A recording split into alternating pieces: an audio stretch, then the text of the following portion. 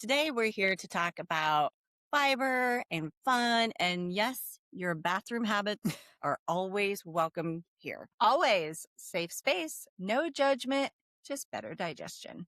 Honestly, we should get that on a t shirt.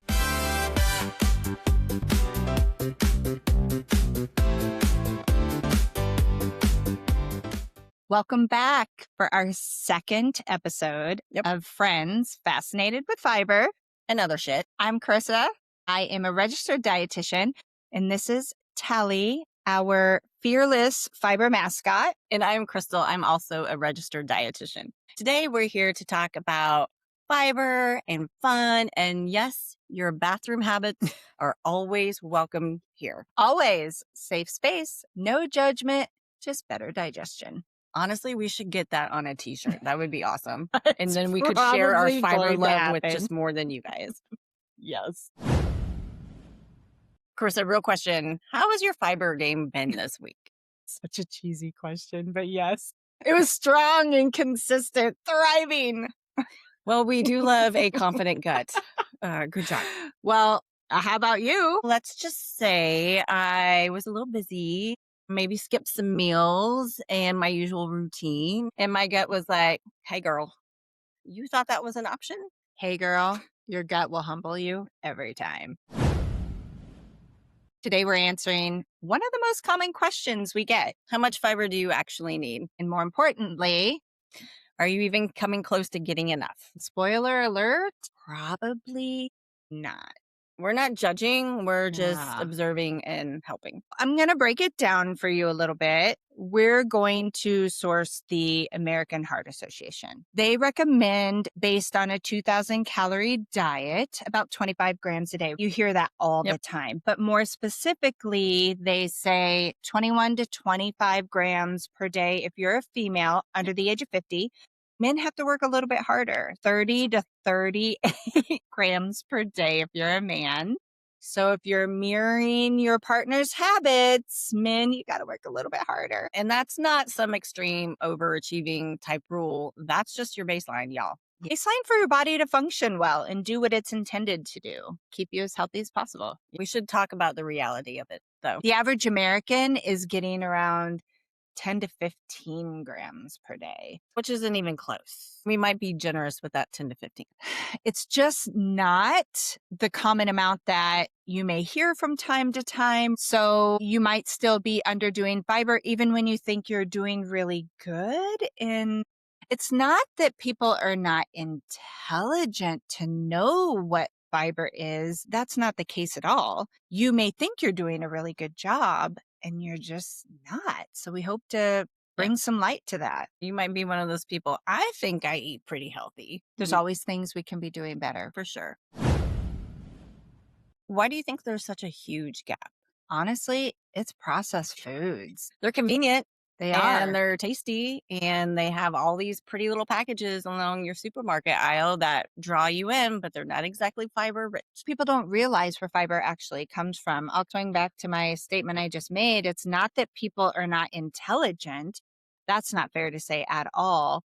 It's just not something we talk a lot about. I think we touched on this in our first episode, right? Where giving the fiber the credit it deserves, talking about it more, making it sexy, all those things we promise to do for you. Fiber does live in fruits and vegetables, beans, whole grains, nuts, and seeds. And those are really kind of the baseline foods of where you're going to find your fibrous foods. Yeah. So like real food. Real food, exactly. If your diet is low in these, it's very likely that your diet is low in fiber then. Time for our favorite segment. Fun fiber fact. Did you know increasing your fiber intake can lower your cholesterol? Okay, first of all, I love that you get so excited about that. Another fun fact. This is actually a pivotal moment for me of why I became so fascinated with fiber. And because soluble fiber is a form of fiber, and it will help to remove cholesterol out of your intestinal tract. I am a certified diabetes educator. And back in the day when I had started in the practice as a certified diabetes educator, which is now CDCES, we'll get to that later, but a diabetes educator, I would help people understand it is truly so simple to help reduce your cholesterol by this one particular very powerful nutrient. It was a very exciting Yeah. moment because this nutrient that just doesn't get the recognition it deserves, but it truly does deserve it. It's kind of like your internal housekeeping. The fiber and the cholesterol, they all bind together. And guess what? You poop it on out. We love a multitasking nutrient, don't we? Let's address the elephant in the room. Or the gassy one in the room. What happens when you start eating more fiber? There may be an adjustment period. That's normal. Little gassy, little bloating, all that fun stuff. Right. But that's normal. And it just means that your gut is adapting and you don't want to completely walk away from it. You don't want to give up at that point. It's normal. It's an adjustment period. Maybe not go from 5 grams of fiber to 38 overnight. Maybe, maybe not. You're going to regret it. And everyone around you will also not be your friend. Your coworkers will likely very much not like you as well. So, Yes, if you work in cubicles, slow steps up. Slow steps. yes.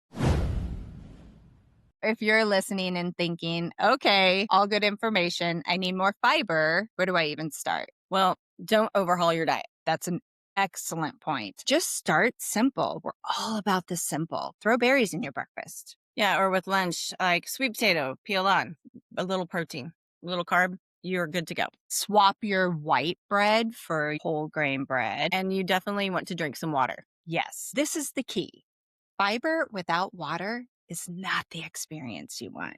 Water helps to bring water into your digestive tract, into your colon primarily, and help for easier removal. Nobody wants to poop tiny marbles. No. It's not fun. Your gut will notice if you don't do all of those things. And this isn't about perfection. It's just about awareness and making small changes to your diet. Right. So that very small incremental 5 to 10 grams, it's not a lot, but it's a lot to make a big difference.